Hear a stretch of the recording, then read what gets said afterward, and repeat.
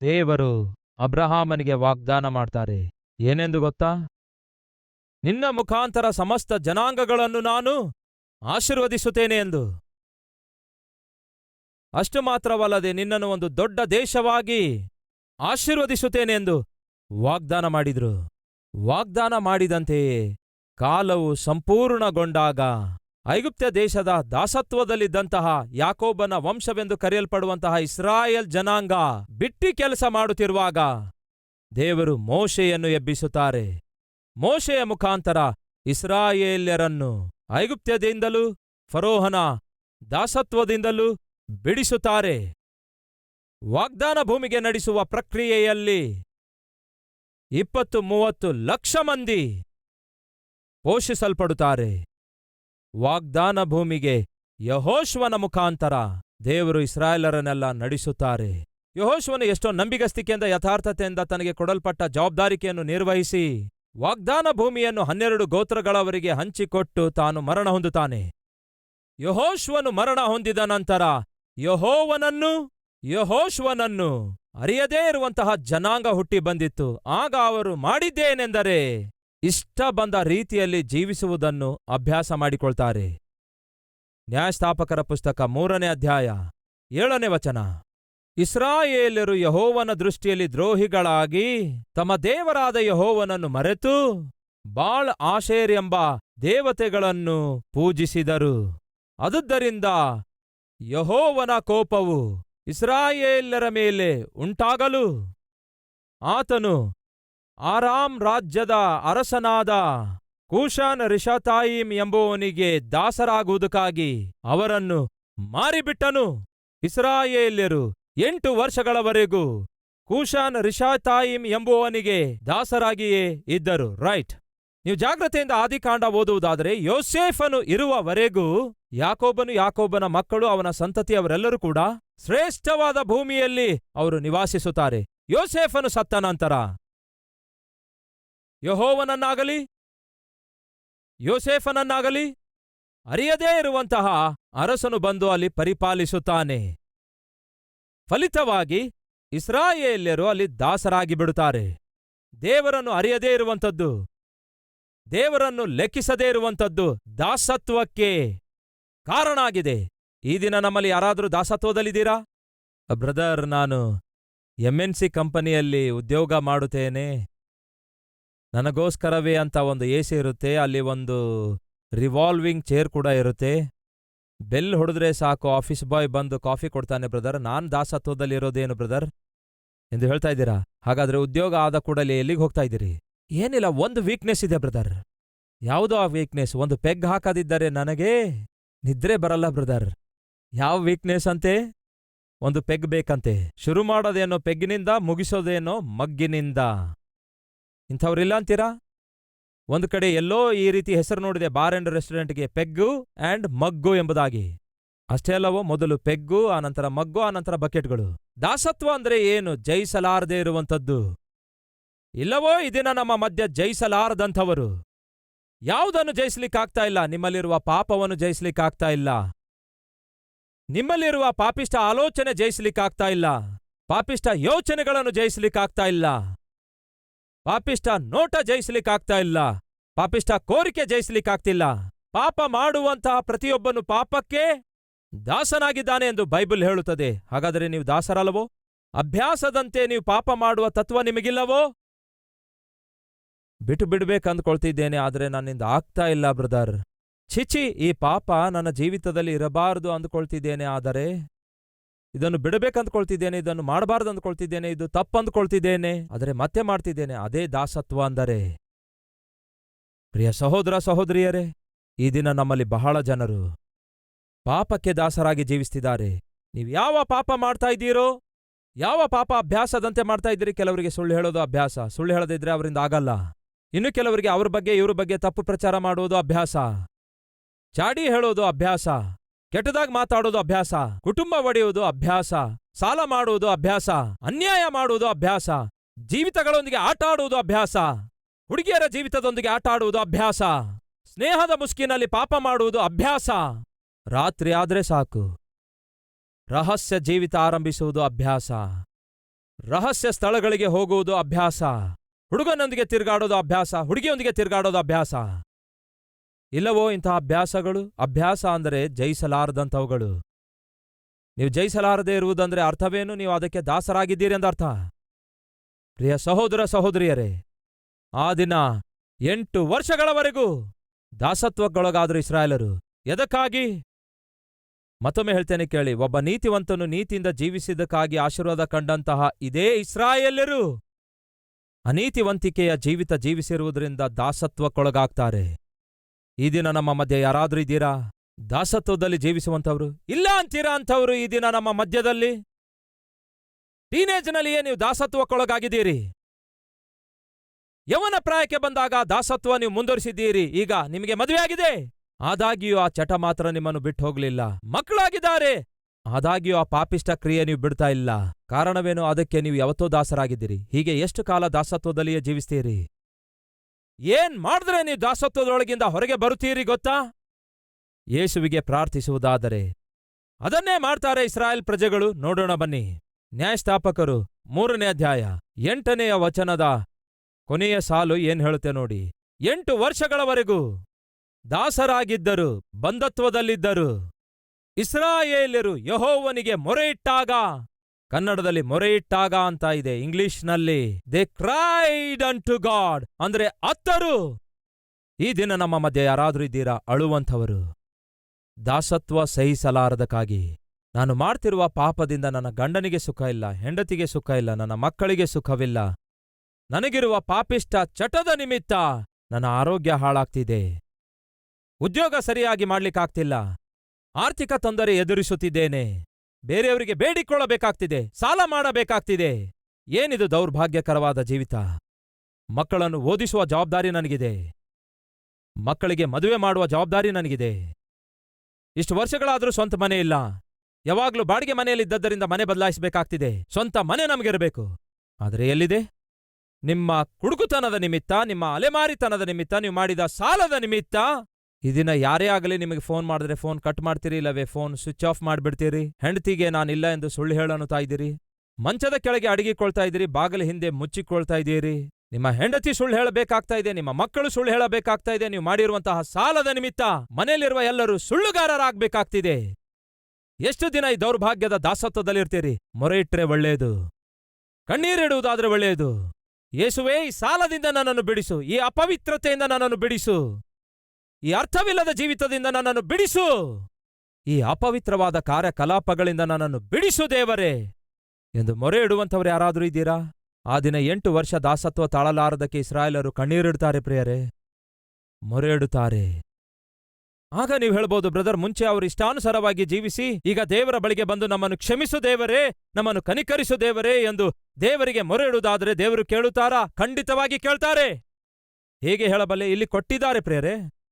ಅವರು ಮೊರೆ ಇಟ್ಟಾಗ, ಅಂದರೆ ಕಣ್ಣೀರಿಟ್ಟಾಗ, ಆ ಬಂಧನವನ್ನು, ದಾಸತ್ವವನ್ನು ಅವರು ಭರಿಸಲಾರದೆ ಕಣ್ಣೀರಿಟ್ಟಾಗ ದೇವರು ಕನಿಕರಪಟ್ರು. ಕನಿಕರಪಟ್ಟು ಏನ್ ಮಾಡ್ತಾರೆ ಗೊತ್ತಾ? ಒತ್ನೀಯೇಲನು ಎನ್ನುವಂತಹ ಒಬ್ಬನನ್ನು ದೇವರು ಎಬ್ಬಿಸುತ್ತಾರೆ. ಒತ್ನೀಯೇಲನು ಎನ್ನುವಂತಹ ನ್ಯಾಯಸ್ಥಾಪಕನ ಮುಖಾಂತರ ದೇವರು ಇಸ್ರಾಯೇಲ್ಯರನ್ನು ಅವರ ದಾಸತ್ವದೊಳಗಿಂದ ಬಿಡಿಸುತ್ತಾರೆ ಪ್ರಿಯರೇ. ನಿನ್ನೆಯವರೆಗೂ ದಾಸತ್ವದಲ್ಲಿದ್ರು. ಅವರ ದಾಸತ್ವದಿಂದ ಅವರಿಗೆ ಸುಖವಿರಲಿಲ್ಲ, ಸಂತೋಷವಿರಲಿಲ್ಲ, ಸಮಾಧಾನವಿರಲಿಲ್ಲ, ಸೌಖ್ಯವಿರಲಿಲ್ಲ, ಸಮೃದ್ಧಿ ಇರಲಿಲ್ಲ. ಇದು ಅವರ ಜೀವಿತ ಆಗಿತ್ತು. ಆದರೆ ಯಾವಾಗ ಅವರು ತಮಗಿರುವ ದಾಸತ್ವದೊಳಗಿಂದ ಬಿಡುಗಡೆ ಹೊಂದಿ ಹೊರಗೆ ಬರುತ್ತಾರೋ, ಬೈಬಲ್ನಲ್ಲಿ ಒಂದು ಒಳ್ಳೆ ಮಾತಿದೆ, 40 ವರ್ಷಗಳವರೆಗೂ ಅವರು ನೆಮ್ಮದಿಯುಳ್ಳವರಾಗಿ ಜೀವಿಸಿದರೆಂದು ಓದುತ್ತೇನೆ ನೋಡಿ. 11ನೇ ವಚನ. ಅವಾಗ ಅವರು ಕಣ್ಣೀರಿಟ್ಟಾಗ ದೇವರು ಅವರನ್ನು ಬಿಡಿಸಿದಾಗ 40 ವರ್ಷಗಳವರೆಗೂ ದೇಶವು ನೆಮ್ಮದಿ ಹೊಂದಿಕೊಂಡಿತು. ಈ ದಿನ ನಮ್ಮ ಮಧ್ಯೆ ಯಾರಾದರೂ ಇದ್ದೀರಾ? ಬದುಕಿರುವವರೆಗೂ ಪ್ರಶಾಂತವಾಗಿರಬೇಕೆಂದು ಬಯಸುವಂಥವರು, ಬದುಕಿರುವವರೆಗೂ ಸಮಾಧಾನ ಸಂತೋಷದಿಂದ ಬದುಕಬೇಕೆಂದು ಆಶಿಸುವಂಥವರು, ಬದುಕಿರುವವರೆಗೂ ಸತ್ಪ್ರವರ್ತನೆಯುಳ್ಳವರಾಗಿ ಯೇಸುವಿಗೆ ಸಾಕ್ಷಿಯಾಗಿ ಜೀವಿಸಲು ಬಯಸುತ್ತಿದ್ದೇನೆನ್ನುವವರು ನೆಮ್ಮದಿ ಇಲ್ಲ, ಸಮಾಧಾನವಿಲ್ಲ, ಸಂತೋಷವಿಲ್ಲ. ಇರುವ ಸಮಸ್ಯೆಗಳಿಂದ ಪ್ರತಿದಿನ ನಾನು ನರಳಾಡುತ್ತಿದ್ದೇನೆ. ಆದರೆ ಈ ದಿನ ಸಮಾಧಾನ ಕೊಡ್ತೇನೆಂದು ದೇವರು ವಾಗ್ದಾನ ಮಾಡ್ತಿದ್ದಾರೆ. ಎಷ್ಟು ವರ್ಷ ಇಸ್ರಾಯೇಲರಿಗೆ ದೇವರು ಸಮಾಧಾನ ಕೊಟ್ಟರು ಗೊತ್ತಾ? ಅವರು ತಮ್ಮ ಪಾಪಿಷ್ಠ ಜೀವಿತ ಬಿಟ್ಟು ಬಿಟ್ಟು ದಾಸತ್ವದೊಳಗಿಂದ ಬಿಡುಗಡೆ ಹೊಂದಿ ದೇವರನ್ನು ಸೇವಿಸಿ ದೇವರ ಮಕ್ಕಳಾಗಿ ಜೀವಿಸುವ ತೀರ್ಮಾನ ತೆಗೆದುಕೊಂಡದ್ದಕ್ಕಾಗಿ 40 ಇಯರ್ಸ್ 40 ವರ್ಷಗಳವರೆಗೂ ನೆಮ್ಮದಿಯಿಂದ ಜೀವಿಸಿದ್ರು. ಕೇಳ್ತಿದ್ದೇನೆ ಸಹೋದರ, ನಿನ್ನ ವಯಸ್ಸೆಷ್ಟಾಗಿದೆ? 40 ವರ್ಷವೋ? ಹಾಗಾದರೆ ದೇವರು ಮುಂಬರುವ 40 ವರ್ಷಗಳವರೆಗೂ ನಿಮಗೆ ನೆಮ್ಮದಿ ಕೊಡಲು ಇಚ್ಛಯಿಸುತ್ತಿದ್ದಾರೆ. ನಿಮ್ಮ ವಯಸ್ಸು 20 ವರ್ಷ ಆಗಿದೆಯೋ? ಮುಂಬರುವ 60-70 ವರ್ಷಗಳವರೆಗೂ ದೇವರು ನೆಮ್ಮದಿ ಕೊಡಲು ಬಯಸುತ್ತಿದ್ದಾರೆ. ಶಿಕ್ಷಿಸಲ್ಪಟ್ಟಿದ್ದೇನೋ ಅವರು 8 ವರ್ಷ, ಆದರೆ ನೆಮ್ಮದಿ ಹೊಂದಿಕೊಂಡಿರೋದೇನೋ 40 ವರ್ಷ. ಅಂದರೆ ಅರ್ಥವೇನೆಂದರೆ ದೇವರು ನಿಮ್ಮನ್ನು ಶಿಕ್ಷಿಸುವುದಕ್ಕಿಂತಲೂ ನಿಮ್ಮನ್ನು ಆಶೀರ್ವದಿಸಬೇಕೆಂದು ಬಯಸುತ್ತಿದ್ದಾರೆ. ನಿಮ್ಮನ್ನು ಶಿಕ್ಷಿಸುವುದರಲ್ಲಿ, ನಿಮ್ಮನ್ನು ಸಮಾಧಿ ಮಾಡುವುದರಲ್ಲಿ ಸಂತೋಷಿಸುವವನಲ್ಲ ಪ್ರಿಯರೇ ನಾನು ಪ್ರಕಟಿಸುವಂತಹ ದೇವರು. ನಿಮ್ಮ ತಪ್ಪನ್ನು ಒಪ್ಪಿಕೊಂಡು ಕ್ಷಮಾಪಣೆ ಕೋರಿಕೊಳ್ಳುವುದಾದರೆ ನನ್ನ ದೇವರು ಸಂತೋಷಿಸುತ್ತಾರೆ. ಯೆಹೆಜ್ಕೇಲನ ಪುಸ್ತಕ 18ನೇ ಅಧ್ಯಾಯ ಓದುತ್ತಿದ್ದೇನೆ. ಶಿಕ್ಷಿಸುವುದು ಕಡಿಮೆ, ಆಶೀರ್ವದಿಸುವುದು ಹೆಚ್ಚು. ಅಂತಹ ದೇವರನ್ನು ಪ್ರಕಟಿಸುತ್ತಿದ್ದೇನೆ. ಸಹೋದರ ಸಹೋದರಿಯರೇ, ಯೆಹೆಜ್ಕೇಲನ ಪುಸ್ತಕ 18ನೇ ಅಧ್ಯಾಯ 20ನೇ ವಚನ ನೋಡಿ. ಯೆಹೆಜ್ಕೇಲ 18ನೇ ಅಧ್ಯಾಯ 20ನೇ ವಚನ. ಪಾಪ ಮಾಡುವವನೇ ಮರಣ ಹೊಂದುವನು. ಮಗನು ತಂದೆಯ ದೋಷಫಲವನ್ನು ಅನುಭವಿಸನು, ತಂದೆಯು ಮಗನ ದೋಷಫಲವನ್ನು ಅನುಭವಿಸನು. ವಚನ 21. ಆದರೆ ದುಷ್ಟನು ತಾನು ಮಾಡಿದ ಪಾಪಗಳನ್ನೆಲ್ಲ ಬಿಟ್ಟು ನನ್ನ ಸಕಲ ವಿಧಿಗಳನ್ನು ಕೈಕೊಂಡು ನೀತಿ ನ್ಯಾಯಗಳನ್ನು ನಡೆಸಿದರೆ, ನೋಡಿ ಏನು ಹೇಳುತ್ತೆ ಎಂದು, ನೀತಿ ನ್ಯಾಯಗಳನ್ನು ನಡೆಸಿದರೆ ಅವನು ಮರಣ ಹೊಂದುವುದಿಲ್ಲ, ಅವಶ್ಯಕವಾಗಿ ಅವನು ಬಾಳುವನು. ನೀತಿಯಿಂದ ಜೀವಿಸುವುದಕ್ಕಾಗಿ ಯಾರೇ ಆಗಲಿ ತಾನು ಮಾಡ್ತಾ ಬರ್ತಿರುವ ಪಾಪಿಷ್ಟ ಕೆಲಸ ಬಿಡುವುದಾದರೆ, ಮಾಡ್ತಾ ಬರ್ತಿರುವ ಅನ್ಯಾಯವನ್ನು ಬಿಟ್ಟು ಬಿಡುವುದಾದರೆ, ಅಪವಿತ್ರವಾದ ಅಭ್ಯಾಸಗಳನ್ನು ಬಿಟ್ಟು ಬಿಡುವುದಾದರೆ ದೇವರು ಹೇಳ್ತಾರೆ ಅವಶ್ಯಕವಾಗಿ ಅವನು ಬಾಳುವಂತೆ ಮಾಡ್ತೇನನ್ನುತ್ತಾರೆ. ಮುಂದೆ ವಾಕ್ಯ ಏನು ಹೇಳುತ್ತೆ ನೋಡಿ. ಅವನು ಮಾಡಿದ ಯಾವ ಅಪರಾಧವೂ ಅವನ ಲೆಕ್ಕಕ್ಕೆ ಸೇರಿಸಲ್ಪಡುವುದಿಲ್ಲ. ನೀವು ಎಷ್ಟೇ ಪಾಪಿಷ್ಟ ಕೆಲಸ ಮಾಡಿದರು, ಎಷ್ಟೇ ಕಾಲದಿಂದ ಪಾಪಿಷ್ಟ ಕೆಲಸ ಮಾಡಿದರು, ದೇವ್ರು ಹೇಳ್ತಿದ್ದಾರೆ ಒಂದು ಪಾಪ ಕೂಡ ನಾನು ಜ್ಞಾಪಕದಲ್ಲಿಟ್ಟುಕೊಳ್ಳೋದಿಲ್ಲ, ಎಲ್ಲವನ್ನು ಮರೆತು ಬಿಡುತ್ತೇನೆ. 23ನೇ ವಚನ. ದುಷ್ಟರು ಮರಣ ಹೊಂದುವುದರಲ್ಲಿ. ಸಹೋದರನೇ ಕೇಳ್ತಾ ಇದೀಯಾ? ಸಹೋದರಿಯೇ ಕೇಳ್ತಾ ಇದೀಯಾ? ನೀವು ಮಾಡುವ ಪಾಪಿಷ್ಟ ಕಾರ್ಯಗಳಲ್ಲಿಯೇ ನೀವು ಸಾಯುವುದರ ನಿಮಿತ್ತ ನನಗೆ ಲೇಷವಾದರೂ ಸಂತೋಷವುಂಟೋ? ಅವರು ತಮ್ಮ ದುರ್ಮಾರ್ಗವನ್ನು ಬಿಟ್ಟು ಬಾಳುವುದರಲ್ಲಿಯೇ ನನಗೆ ಸಂತೋಷ. ಇದೇ ಕರ್ತನಾದ ಯೆಹೋವನ ವಾಕ್ಯ. ದೇವರಿಗೆ ಯಾವುದರಲ್ಲಿ ಸಂತೋಷ ಗೊತ್ತಾ? ನೀವು ಪಾಪದಲ್ಲಿ ಸಾಯುವುದರಲ್ಲ, ಪಾಪಿಷ್ಟನಾಗಿ ಸಮಾಧಿಗೆ ಸೇರುವಂಥದ್ದಲ್ಲ. ದೇವರು ಹೇಳ್ತಾರೆ ನೀವು ಬದಲಾಗುವುದು ನನ್ನಿಷ್ಟ, ನೀವು ಬದಲಾಗಬೇಕೆಂದು ಕೋರ್ತಿದ್ದೇನೆ. ನಿಮ್ಮ ಹಳೆಯ ಹೊಲಸಾದ ಜೀವಿತವನ್ನು ಬಿಟ್ಟು ನಾನು ಕೊಡುವ ನೂತನ ಜೀವಿತವನ್ನು ಹೊಂದಿಕೊಂಡು ನೀವು ಬದುಕಿರುವವರೆಗೂ ಸಮಾಧಾನದಿಂದ ಜೀವಿಸಬೇಕೆಂದು ಕೋರುತ್ತಿದ್ದೇನೆ. That is my desire. 8 ವರ್ಷ ಶಿಕ್ಷಿಸುತ್ತಾರೆ ಪ್ರಿಯರ ದೇವರು, ಆದರೆ ಪಶ್ಚಾತ್ತಾಪ ಪಟ್ಟಿದ್ದಕ್ಕೆ 40 ವರ್ಷ ನೆಮ್ಮದಿ ಅನುಗ್ರಹಿಸುತ್ತಾರೆ. ಈ ದಿನ ನಮ್ಮ ಮಧ್ಯೆ ಯಾರಾದರೂ ಇದ್ದೀರಾ? ನಾನು ನೆಮ್ಮದಿಯಿಂದ ಜೀವಿಸಲು ಆಶಿಸುತ್ತಿದ್ದೇನೆನ್ನುವವರು, ನಾನು ಸಮಾಧಾನದಿಂದ ಜೀವಿಸಲು ಆಶಿಸುತ್ತಿದ್ದೇನೆನ್ನುವವರು. 13ನೇ ಅಧ್ಯಾಯ ನ್ಯಾಯಸ್ಥಾಪಕರು 1ನೇ ವಚನ. ಇಸ್ರಾಯೇಲ್ಯರು ಮತ್ತೆ ತಿರುಗಿ ಯೆಹೋವನ ದೃಷ್ಟಿಯಲ್ಲಿ ದ್ರೋಹಿಗಳಾದದ್ದರಿಂದ. ಏನಂತಿದೆ ಇಲ್ಲಿ? ಇಸ್ರಾಯೇಲ್ಯರು ಏನಾದ್ರಂತೆ? ಮತ್ತೆ ಶುರು ಮಾಡ್ಕೊಂಡ್ರು. ಮೊದಲು ಬಿಡಿಸಲ್ಪಟ್ರು, ನೆಮ್ಮದಿಯನ್ನು ಅನುಭವಿಸಿದ್ರು, ಸಮಾಧಾನದಿಂದ ಜೀವಿಸಿದ್ರು. ಮತ್ತೆ ಏನಾಯ್ತೋ ಏನೋ, ಮತ್ತೆ ಪಾಪಿಷ್ಟ ಜೀವಿತ ಆರಂಭಿಸ್ತಾರೆ. ನಮ್ಮ ಮಧ್ಯ ಅಂಥವ್ರಿಲ್ಲ ಅಂತೀರಾ? ಅಂಥವ್ರು ಇದ್ದಾರಂತೀರಾ? ಇಲ್ಲ ಅಂತೀರಾ? ಸ್ವಲ್ಪ ಕಾಲ ಚೆನ್ನಾಗಿರ್ತೀರಿ, ಸ್ವಲ್ಪ ಕಾಲ ಆತ್ಮೀಕರಾಗಿರ್ತೀರಿ, ಸ್ವಲ್ಪ ಕಾಲ ನೀತಿಯಿಂದ ಜೀವಿಸ್ತೀರಿ, ಸ್ವಲ್ಪ ಕಾಲ ಪ್ರಾರ್ಥನೆ ಮಾಡ್ತಾ ಇರ್ತೀರಿ, ಸ್ವಲ್ಪ ಕಾಲ ಕ್ರಮವಾಗಿ ಸಭೆಗೆ ಬರ್ತೀರಿ, ಸ್ವಲ್ಪ ಕಾಲ ಸಾಕ್ಷಿಯನ್ನು ಕೊಡ್ತೀರಿ. ನಂತರ ಏನಾಗ್ತದೋ ಏನೋ, ಸಡನ್ ಆಗಿ ಸಭೆಗೆ ಬರುವುದನ್ನು ಬಿಡ್ತೀರಿ, ಸಡನ್ ಆಗಿ ಬೈಬಲ್ ಓದುವುದನ್ನು ಬಿಡ್ತೀರಿ, ಸಡನ್ ಆಗಿ ಮತ್ತೆ ಹಳೆ ಜೀವಿತ ಸ್ಟಾರ್ಟ್ ಮಾಡಿ ಬಿಡ್ತೀರಿ. ಮತ್ತೆ ಕುಡಿಯೋದು ಶುರು ಮಾಡ್ತೀರಿ, ಅಲೆದಾಡುವುದನ್ನು ಶುರು ಮಾಡ್ತೀರಿ, ಸುಳ್ಳಾಡುವುದನ್ನು ಶುರು ಮಾಡ್ತೀರಿ, ಮೋಸ ಮಾಡುವುದನ್ನು ಶುರು ಮಾಡ್ತೀರಿ. ಕೇಳ್ತಿದ್ದೇನೆ ಸಹೋದರ ಸಹೋದರಿಯರೇ, ಇವರು ಯಾರು? ಇಸ್ರಾಯೇಲ್ಯರು ಅಂದರೆ ಯಾರು? ದೇವರು ಆರಿಸಿಕೊಂಡಿರುವ ಮಕ್ಕಳು. ನನ್ನದೊಂದು ಪ್ರಶ್ನೆ, ನಿಮ್ಮಲ್ಲಿ ಎಷ್ಟು ಜನ ದೇವ್ರ ಮಕ್ಕಳಾಗಿದ್ದೀರಿ? ಕೈ ತೋರಿಸಿ. ನಾನೇನಾದ್ರೂ ತಪ್ಪು ಮಾತಾಡ್ದೇನೋ? ನಮ್ಮಲ್ಲಿ ಎಷ್ಟು ಜನ ದೇವರ ಮಕ್ಕಳಾಗಿದ್ದೀರಿ? ಒಮ್ಮೆ ಕೈ ತೋರಿಸ್ತೀರಾ? ಕೈ ತೋರಿಸ್ತೀರಾ? ಆಯ್ತು ಬಿಡಿ, ಈಗ ಕೈ ಕೆಳಗಿಳಿಸಿ. ನಿಮ್ಮಲ್ಲಿ ಎಷ್ಟು ಜನ ಸೈತಾನನ ಮಕ್ಕಳಾಗಿದ್ದೀರಿ? ಕೈ ತೋರಿಸಿ. ಇದೇನೋ ಚೆನ್ನಾಗಿದೆಯಲ್ಲ. ದೆವ್ವಿನ ಮಕ್ಕಳು, ಕಪ್ಪು ದೆವ್ವ, ಕೆಂಪು ದೆವ್ವ, ರೈಟ್. ನಿಮ್ಮಲ್ಲಿ ಯಾರು ದೆವ್ವದ ಮಕ್ಕಳಲ್ಲ, ದೇವರ ಮಕ್ಕಳಾಗಿದ್ದೀರಲ್ಲವೋ? ಹಾಗಾದ್ರೆ ಇಸ್ರಾಯೇಲರು ಯಾರು ಹೇಳಿ? ದೇವರ ಮಕ್ಕಳಾಗಿದ್ರಲ್ಲವೋ? ಏನ್ ಮಾಡಿದ್ರು ಗೊತ್ತಾ ಅವರು? ಮತ್ತೆ ಪಾಪ ಮಾಡಲು ಆರಂಭಿಸುತ್ತಾರೆ. ಈಗ ಹೇಳ್ತೇನೆ ಕೇಳಿ. ನಾವು ದೇವರ ಮಕ್ಕಳೆಂದು ಕೈ ತೋರಿಸಿದಿರಿ, ಹಾಗಾದ್ರೆ ಮತ್ತ್ಯಾಕೆ ಪಾಪ ಮಾಡ್ತಿದ್ದೀರಿ? ಮತ್ತೆ ಯಾಕೆ ಹಿಂದಕ್ಕೆ ಹೋಗ್ತಿದ್ದೀರಿ? ಮತ್ತೆ ಯಾಕೆ ಕಕ್ಕಿದ್ದನ್ನೇ ಮತ್ತೆ ತಿನ್ನುವ ಪ್ರಯತ್ನ ಮಾಡ್ತಾ ಇದ್ದೀರಿ? ಹಾಗೆ ಮಾಡಿದ್ರೆ ಏನಾಗುತ್ತೆ? ಆಗ ನಿಮ್ಮಲ್ಲಿ ಕೆಲವರು ಹೇಳಬಹುದು, ಬ್ರದರ್, ತಪ್ಪು ಮಾಡಿದ್ರೂ ಕೂಡ ಯೇಸುವೇ ನನ್ನನ್ನು ಕ್ಷಮಿಸು ಅಂತ ಕೇಳಿದ್ರೆ ದೇವ್ರೇನ್ ಮಾಡ್ತಾರೆ? ಏನಂತಾರೆ? ತಪ್ಪು ಮಾಡ್ತೀರಿ, ಮತ್ತೆ ಬಂದು ಕ್ಷಮಾಪಣೆ ಕೋರುತ್ತೀರಿ, ದೇವ್ರು ಕ್ಷಮಿಸುತ್ತಾರೋ ಇಲ್ಲವೋ? ಇದು ನಮ್ಮ ಮಧ್ಯೆ ಇರೋ ಮಾತು, ಪರವಾಗಿಲ್ಲ. ತಪ್ಪು ಮಾಡಿದ್ದೀರಿ, ಕ್ಷಮಾಪಣೆ ಕೋರ್ತೀರಿ, ದೇವ್ರು ಕ್ಷಮಿಸುತ್ತಾರೋ ಇಲ್ಲವೋ? ನಿಜ ಹೇಳಿ. ಕ್ಷಮಿಸುತ್ತಾರೆ. ನಾನು ನಿಜವಾಗ್ಲೂ ಪಶ್ಚಾತ್ತಾಪ ಪಟ್ಟರೆ ದೇವ್ರು ಕ್ಷಮಿಸುತ್ತಾರೆ ಎನ್ನುವವರು ಕೈ ತೋರಿಸಿ. ಬೆಳಗ್ಗೆ ಎದ್ದ ಕೂಡಲೇ ಮಾಡೋ ಕೆಲಸ ಇದೆಯಲ್ಲವೋ? ಅದಕ್ಕೆ ಕೈ ಎತ್ತದಿದ್ರೆ ಮತ್ತೇನ್ ಮಾಡ್ತೀರಿ ಹೇಳಿ? ರೈಟ್. ತಪ್ಪು ಮಾಡ್ತೀರಿ, ಕ್ಷಮಾಪಣೆ ಕೋರ್ತೀರಿ, ದೇವ್ರು ಕ್ಷಮಿಸುತ್ತಾರೆ.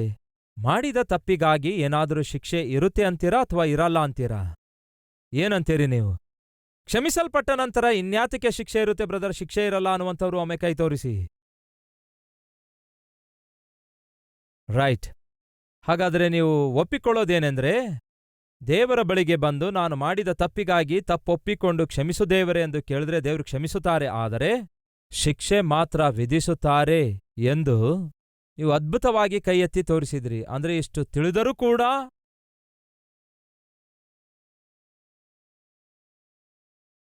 ನಾಯಿ ಬಾಲ ಡೊಂಕೆ. ಒಂದು ದಿನ ಅಂತೆ ಒಬ್ಬ ವ್ಯಕ್ತಿ ನಾಯಿಯನ್ನು ನೋಡಿ, ಯಾಕೆ ಈ ನಾಯಿ ಬಾಲ ಡೊಂಕಾಗಿದೆ ಎಂದು ನೋಡಿ, ಹೀಗೆ ಡೊಂಕಾಗಿರಬಾರ್ದು, ಸ್ಟ್ರೇಟ್ ಆಗಿರಬೇಕು ಅಂದುಕೊಂಡು ಪೈಪ್ ಕಟ್ತಾನಂತೆ. ಏನ್ ಮಾಡಿದನಂತೆ ಅವನು? ನಾಯಿ ಬಾಲಕ್ಕೆ ಒಂದು ಪೈಪ್ ಹಾಕಿ ಕಟ್ಟಿದನಂತೆ. ಕಟ್ಟಿದ ನಂತರ ಹಾಗೆ 1 ತಿಂಗಳವರೆಗೂ ಪೈಪ್ ಕಟ್ಟಿದ ನಂತರ ಈಗ ಬಾಲ ಸ್ಟ್ರೇಟ್ ಆಗಿರುತ್ತೆ ಅಂದ್ಕೊಂಡು ಸ್ಲೋ ಆಗಿ ಆ ಪೈಪ್ ತೆಗೀತಾನಂತೆ. ಏನಾಗುತ್ತೆ ಹೇಳಿ? ಆ ಪೈಪ್ ಇರುವವರೆಗೂ ಮಾತ್ರ ಸ್ಟ್ರೇಟ್ ಇತ್ತು. ಆ ಪೈಪ್ ತೆಗೆದು ಕೂಡಲೇ ಡಿಂಗ್ ಅಂತ ಮತ್ತೆ ಬಾಲ ತಿರುಗಿತು. ನಮ್ಮಲ್ಲಿಯೂ ಕೆಲವರಿಗೆ ಅದು ವಾಸ್ತವವಲ್ಲವೋ? ಒಮ್ಮೆ ಒಬ್ಬ ಹುಡುಗ ಪದೇ ಪದೇ ತಪ್ಪು ಮಾಡ್ತಿರುವಾಗ ಅವನ ತಂದೆ ಹೇಳ್ತಾರೆ, ಮಗನೇ, ನೀನು ಮಾಡುವ ತಪ್ಪಿನಿಂದ ನನ್ ಮನ್ಸಷ್ಟೇ ಅಲ್ಲ ನೀನು ನೋಯಿಸ್ತಾ ಇರೋದು, ದೇವರ ಮನಸ್ಸನ್ನು ಕೂಡ ನೋಯಿಸ್ತಾ ಇದ್ದಿ. ಏನ್ ಮಗನೇ ಇದು ತಿರುಗಾಡುವಿಕೆ? ಏನದು ಮಗನೇ ಕೆಟ್ಟ ಸ್ನೇಹಿತರು? ನಿನಗೆ ಗೊತ್ತಾ ನೀನು ಮಾಡುವ ಪ್ರತಿ ತಪ್ಪು ದೇವರ ಹೃದಯವನ್ನು ಗಾಯಗೊಳಿಸುತ್ತದೆ ಎಂದು? ಅಂದಾಗ ಮಗ ಹೇಳ್ತಾನೆ, ಅಪ್ಪ, ಹಾಗೆ ನಿನಗೂ ಗೊತ್ತಾ ನಾನು ತಪ್ಪು ಮಾಡಿದ ನಂತರ ನನ್ನನ್ನು ಕ್ಷಮಿಸು ದೇವರೇ ಎಂದು ಕೇಳಿದ್ರೆ ದೇವರು ಕ್ಷಮಿಸುತ್ತಾರೆಂದು? ಕ್ಷಮಿಸುತ್ತಾರೆ ಮಗನೇ, ಮತ್ತೆ ಕ್ಷಮಿಸುವುದಾದರೆ ನೀನ್ಯಾಕೆ ಅಷ್ಟು ವರಿ ಮಾಡಿಕೊಳ್ತಾ ಇದ್ದಪ್ಪ? ಇನ್ನೇನ್ ಮಾತಾಡ್ತಾನೆ ಆ ತಂದೆ? ಒಂದು ದಿನ ಆ ತಂದೆ ಅಂದವಾಗಿರುವ ಅದ್ಭುತವಾಗಿರುವ ಒಂದು ಮರದ ಗೊಂಬೆಯನ್ನು ತಂದು ತಂದೆ ಟೇಬಲ್ ಮೇಲಿಟ್ಟ. ಬಹಳ ಅಂದವಾಗಿತ್ತು ಅದರ ರೂಪ. ತಂದೆ ಮಗನಿಗೆ ಹೇಳ್ತಾನೆ, ಮಗನೇ ನೋಡು, ನೀನು ತಪ್ಪು ಮಾಡುವ ಪ್ರತಿ ಸಾರಿ ಇಗೋ ಈ ಗೊಂಬೆ ಸುತ್ತಲೂ ನಾನು ಮೊಳೆ ಇಡ್ತಾ ಇದ್ದೇನೆ, ಪಕ್ಕದಲ್ಲಿ ಸುತ್ತಿಗೆ ಇಡ್ತಿದ್ದೇನೆ. ನೀನು ತಪ್ಪು ಮಾಡಿದ ಪ್ರತಿ ಸಾರಿ ಮೊಳೆಯನ್ನು ತೆಗೆದುಕೋ, ಎಂದವಾಗಿರುವ ಗೊಂಬೆಯ ಮುಖಕ್ಕೆ ಮೊಳೆ ಹೊಡಿ. ಹಾಗೆಯೇ ತಪ್ಪು ಮಾಡಿದ ಪ್ರತಿ ಸಾರಿ ಆ ಮಗನು ಬಂದು ಮೊಳೆಯನ್ನು ತೆಗೆದುಕೊಳ್ತಿದ್ದ, ಆ ಮರದ ಗೊಂಬೆಗೆ ಮಳೆ ಹೊಡೆಯುತ್ತಿದ್ದ. ಅದೊಂದು ಮರದ ಗೊಂಬೆಯಾಗಿತ್ತು. ಆಗ ತಂದೆ ಹೇಳ್ತಾನೆ, ಯಾವಾಗ ನೀನು ಮಾಡಿರುವ ತಪ್ಪಿಗಾಗಿ ಪಶ್ಚಾತ್ತಾಪ ಪಡ್ತೀಯೋ, ಕ್ಷಮಾಪಣೆಯನ್ನು ಕೋರುತ್ತೀಯೋ, ಆಗ ಮತ್ತೆ ಆ ಮೊಳೆಯನ್ನು ಕಿತ್ತಾಕು. ಆಯ್ತು ಸರಿ ಡ್ಯಾಡಿ. ಪ್ರತಿದಿನ ಹಾಗೆ 3-4 ಮೊಳೆ ಹೊಡೆಯುತ್ತಿದ್ದ. ರಾತ್ರಿ ಆದ ಕೂಡಲೇ ನನ್ನನ್ನು ಕ್ಷಮಿಸು ದೇವ್ರೆ, ಆ ತಪ್ಪು ಮಾಡ್ದೆ, ಆ ಪಾಪ ಮಾಡ್ದೆ, ಈ ಪಾಪ ಮಾಡ್ದೆ ಎಂದು ಹೀಗೆ ಪಶ್ಚಾತ್ತಾಪ ಪಟ್ಟ ನಂತರ ಮಳೆ ಕಿತ್ತಾಕ್ತಿದ್ದ. ಮತ್ತೆ ಮರುದಿವಸ ಮತ್ತೆ 4 ಮೊಳೆ ಹೊಡೆಯುತ್ತಿದ್ದ. ರಾತ್ರಿ ಬಂದು ಮತ್ತೆ ಆ ಮೊಳೆಯನ್ನು ಕಿತ್ತಾಕ್ತಿದ್ದ. ಹಾಗೆಯೇ 1 ತಿಂಗಳು ಮಾಡಿದ ನಂತರ ಹೋಗಿ ಆ ಗೊಂಬೆಯ ಅಂದವಾದ ಮುಖವನ್ನು ನೋಡಿದರೆ ವಿಕಾರವಾಗಿ ತಯಾರಾಯಿತು. ತನ್ನ ಆಕಾರ ಕಳೆದುಕೊಂಡಿತು. ಯಾಕೆ ಗೊತ್ತಾ? ಆ ಅಂದವಾದ ಮುಖದ ಮೇಲೆ ರಂಧ್ರಗಳು ಉಳ್ಕೊಂಡಿದ್ದವು. ಅದನ್ನು ನೋಡಿದ ಕೂಡಲೇ ಆ ಮಗನ ಕಣ್ಣಲ್ಲಿ ಕಣ್ಣೀರು ಅವನಿಗೆ ಗೊತ್ತಾಗಲಾರದೆ ಹರಿದು ಬರ್ತಾ ಇದ್ವು. ಆಗ ಆ ತಂದೆ ಬಂದು, ಯಾಕೆ ಮಗನೇ ಅಳುತ್ತಾ ಇದ್ದಿ ಎಂದು ಕೇಳ್ತಾನೆ. ಅಪ್ಪಾ, ಎಂಥ ಮೂರ್ಖನು ನಾನು ಅಂದ. ಏನಾಯ್ತು ಮಗನೇ? ನಾನ್ ಮಾಡಿರುವ ತಪ್ಪು ದೇವರ ಬಳಿಗೆ ಬಂದು ಒಪ್ಪಿಕೊಂಡ್ರೆ ದೇವ್ರು ಕ್ಷಮಿಸುತ್ತಾರೆ ಅಂದುಕೊಂಡು ನನಗೆ ಏನೂ ಆಗುವುದಿಲ್ಲ ಅಂದುಕೊಂಡೆ ಅಪ್ಪ. ತಪ್ಪು ಮಾಡಿದ ಪ್ರತಿ ಸಾರಿ ಮೊಳೆ ಹೊಡಿ ಎಂದು ನೀನು ಹೇಳಿದೆ. ತಪ್ಪು ಒಪ್ಪಿಕೊಂಡು ಪಶ್ಚಾತ್ತಾಪ ಪಟ್ಟಾಗ ಮಳೆ ಕಿತ್ತಾಕಂದೆ. ಮಳೆ ಅಂತೂ ಕಿತ್ತಾಕದೆ, ಆದರೆ ನಾನು ತಪ್ಪು ಮಾಡಿದಾಗ ಉಂಟಾದ ರಂಧ್ರ ಏನಿದೆಯಲ್ಲಪ್ಪ, ಆ ರಂಧ್ರ ಹಾಗೆಯೇ ಆ ಗೊಂಬೆಗೆ ಉಳ್ಕೊಂಡು ಅಂದವಾದ ರೂಪಕ್ಕೆ ಆಕಾರವಿಲ್ಲದಂತೆ ಮಾಡಿದೆ ಅಪ್ಪ. ಸಹೋದರ ಸಹೋದರಿಯರೇ, ಏನಾದರೂ ಅರ್ಥವಾಯ್ತಾ ನಿಮಗೆ? ನೀವು ತಪ್ಪು ಮಾಡಿ ದೇವರ ಬಳಿಗೆ ಬಂದು ನನ್ನನ್ನು ಕ್ಷಮಿಸು ದೇವರೇ ಅನ್ನುವಾಗ ದೇವರು ಕ್ಷಮಿಸುತ್ತಾರೆ. ಆದರೆ ಮಾಡಿದ ತಪ್ಪಿನ ನಿಮಿತ್ತ, ಹಾಗೆ ಮಾಡಿದ ಪಾಪಕ್ಕಾಗಿ ಆ ಪರಿಣಾಮ ಏನಿದೆಯಲ್ಲವೋ ಅದನ್ನು ಅನುಭವಿಸುವುದು ಏನು ಗೊತ್ತಾ? ತಪ್ಪಿದ್ದಲ್ಲ. ಇದನ್ನು ನಾವು ಮರೆಯುತ್ತಿದ್ದೇವೆ. ಇದನ್ನು ನಾವು ಪಕ್ಕಕ್ಕಿಡ್ತಾ ಇದ್ದೇವೆ. ಮೇಲಿಂದ ಮೇಲೆ ತಪ್ಪು ಮಾಡುವ ತಮ್ಮ ತಂಗಿಯಂದಿರೇ, ಸಹೋದರ ಸಹೋದರಿಯರೇ, ಜಾಗ್ರತೆಯಿಂದ ಕೇಳಿ. ನಾವು ಪಶ್ಚಾತ್ತಾಪ ಪಡುವಾಗ ದೇವರು ಕ್ಷಮಿಸುತ್ತಾರೆ. ಆದರೆ ನಾವು ತಪ್ಪು ಮಾಡಿದಾಗ ತೆಗೆದುಕೊಂಡ ತಪ್ಪು ನಿರ್ಣಯಗಳ ನಿಮಿತ್ತ ನಷ್ಟ ಹೋಗ್ಲೇಬೇಕಲ್ಲವೋ? ತಪ್ಪು ನಿರ್ಣಯಗಳಿಂದಾಗಿರ್ಬೋದು, ತಪ್ಪು ಬಾಂಧವ್ಯಗಳಿಂದಾಗಿರ್ಬೋದು, ತಪ್ಪು ಸಂಬಂಧಗಳಿಂದಾಗಿರ್ಬಹುದು, ತಪ್ಪು ಸ್ನೇಹದಿಂದಾಗಿರ್ಬೋದು, ತಪ್ಪು ಪಾರ್ಟ್ನರ್ನಿಂದಾಗಿರಬಹುದು. ನೀವು ಮಾಡಿದ ತಪ್ಪಿನ ನಿಮಿತ್ತ ನೀವು ಅನುಭವಿಸಬೇಕಾದದ್ದನ್ನೆಲ್ಲ ಅನುಭವಿಸಲೇಬೇಕಲ್ಲವೇ? ಇದನ್ನು ಮರೆಯಬೇಡಿರಿ. ಪಶ್ಚಾತ್ತಾಪ ಪಟ್ಟಂತಹ ಇಸ್ರಾಯೇಲರಿಗೆ 40 ವರ್ಷ ದೇವರು ನೆಮ್ಮದಿ ಕೊಡ್ತಾರೆ ಪ್ರಿಯರೇ. ಮತ್ತೆ ಪಾಪ ಮಾಡಿದಂತಹ ಅವರಿಗೆ ಏನ್ ಮಾಡಿದ್ರು ಗೊತ್ತಾ? ಮುಂದೆ ಓದುತ್ತೇನೆ ನೋಡಿ.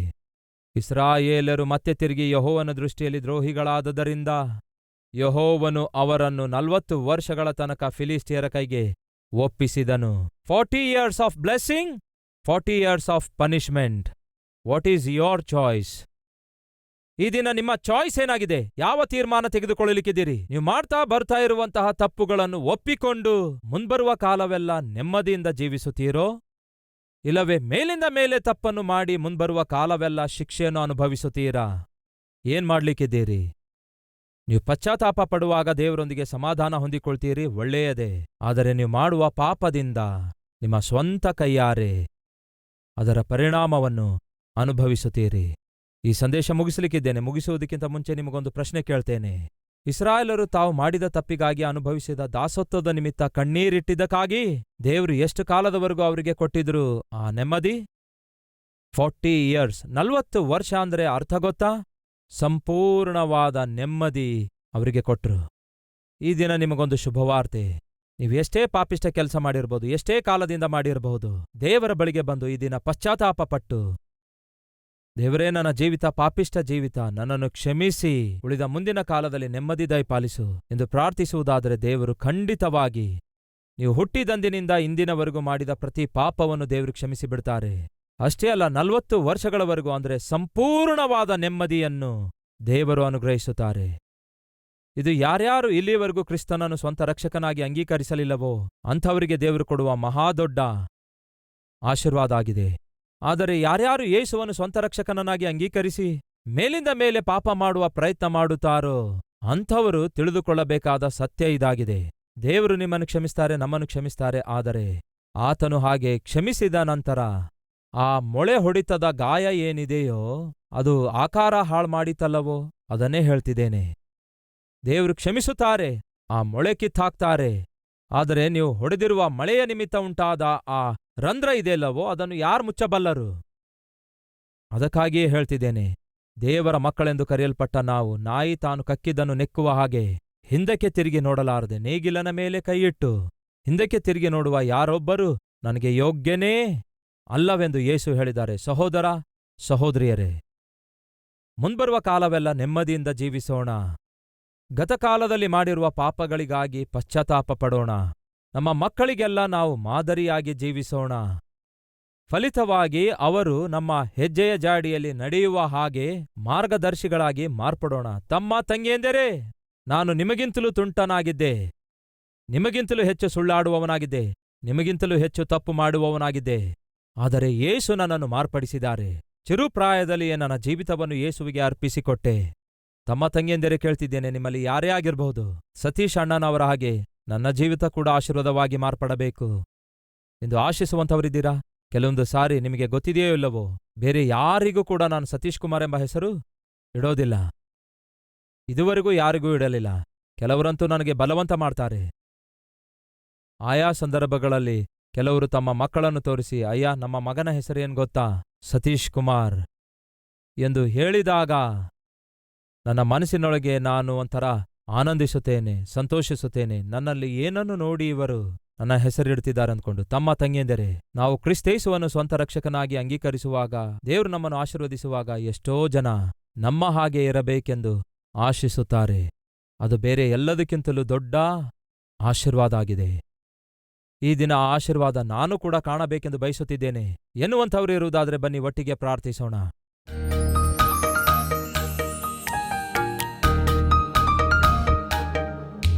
ಬನ್ನಿ ಪ್ರಾರ್ಥಿಸೋಣ. ದೇವರೇ, ನಮ್ಮ ಮಕ್ಕಳನ್ನು ದರ್ಶಿಸು. ಸೈತಾನನು ಅವರಿಗೆ ಯಾವ ಯಾವ ಬಂಧನಗಳಿಂದ ಬಂಧಿಸಿಟ್ಟಿದ್ದಾನೋ ಆ ಬಂಧನಗಳನ್ನೆಲ್ಲ ಮುರಿದು ಹಾಕು ದೇವರೇ. ನಮ್ಮ ಮಕ್ಕಳಿಗೆ ಬಿಡುಗಡೆಗೊಳಿಸು ದೇವರೇ. ಪ್ರತಿ ವಿಧವಾದ ಬಂಧನದಿಂದ ಬಿಡಿಸು ದೇವರೇ. ಯಾವ ದುಷ್ಟಾತ್ಮ ದೇವರೇ ನಮ್ಮ ಮಕ್ಕಳನ್ನು ಹಿಡಿದು ಬಲಹೀನಪಡಿಸುತ್ತಿದೆಯೋ, ಬಂದಿಗಳನ್ನಾಗಿ ಮಾಡುತ್ತಿದೆಯೋ, ಆ ದುಷ್ಟಾತ್ಮವನ್ನು ಯೇಸುವಿನ ನಾಮದಲ್ಲಿ ಬಂಧಿಸುತ್ತೇವೆ ದೇವರೇ. ನಮ್ಮ ಮಕ್ಕಳಿಗೆ ಬೇಕಾದ ಸಂಪೂರ್ಣ ಬಿಡುಗಡೆ ದಯಪಾಲಿಸಿರಿ. ಅವರೊಳಗೆ ಪರಿಶುದ್ಧರಾಗಿ ಜೀವಿಸಬೇಕೆಂಬ ಆಸೆಯನ್ನು ಹುಟ್ಟಿಸಿರಿ. ಪವಿತ್ರವಾಗಿ ಬದುಕಬೇಕು ಎಂಬ ಕೋರಿಕೆ ಅವರಲ್ಲಿ ಹುಟ್ಟಿಸಿರಿ. ಕರ್ತನಿಗೋಸ್ಕರವೇ ಜೀವಿಸಬೇಕು ಎಂಬ ವೈರಾಗ್ಯ ಅವರಲ್ಲಿ ಹುಟ್ಟಿಸಿರಿ. ನೂತನ ಆತ್ಮವನ್ನು ದಯಪಾಲಿಸಿರಿ. ಅವರು ನಿಮಗೋಸ್ಕರವೇ ಜೀವಿಸಬೇಕು, ನಿಮ್ಮ ಮಕ್ಕಳಾಗಿ ಜೀವಿಸಬೇಕು. ನಮ್ಮ ದೇಶಕ್ಕೆ ದೊಡ್ಡ ಸೇವಕರಾಗಿ ತಯಾರಾಗಬೇಕು. ಪ್ರಪಂಚವನ್ನೇ ಕದಲಿಸುವಂತಹ ಸುವಾರ್ತಿಕರಾಗಿ ತಯಾರಾಗಬೇಕು. ದೊಡ್ಡ ದೊಡ್ಡ ಸಭೆಗಳನ್ನು ಸ್ಥಾಪಿಸುವಂತಹ ಸಭಾಪಾಲಕರಾಗಿ ನಮ್ಮ ಮಕ್ಕಳು ತಯಾರಾಗಬೇಕು ದೇವರೇ.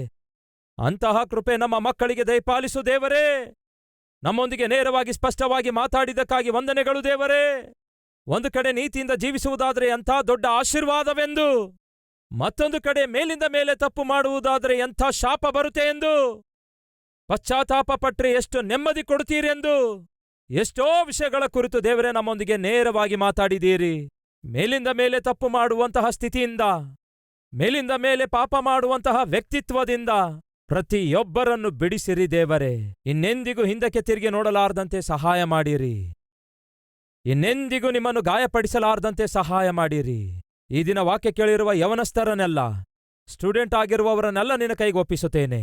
ಅವರು ತಮ್ಮ ಎಕ್ಸಾಮ್ಸ್ಗಳಲ್ಲಿ ಯಾರೊಬ್ಬರು ಫೇಲ್ ಆಗಬಾರದು, ಯಾರೊಬ್ಬರು ಸೋತು ಹೋಗಬಾರದು.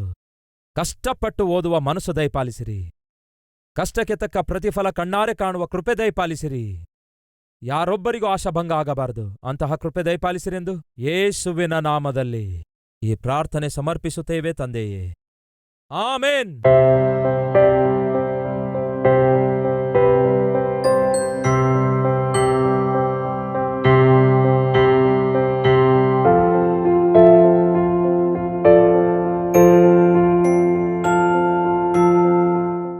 ದಾಸ Calvary, post box number 30, Kukatpally, Hyderabad 72.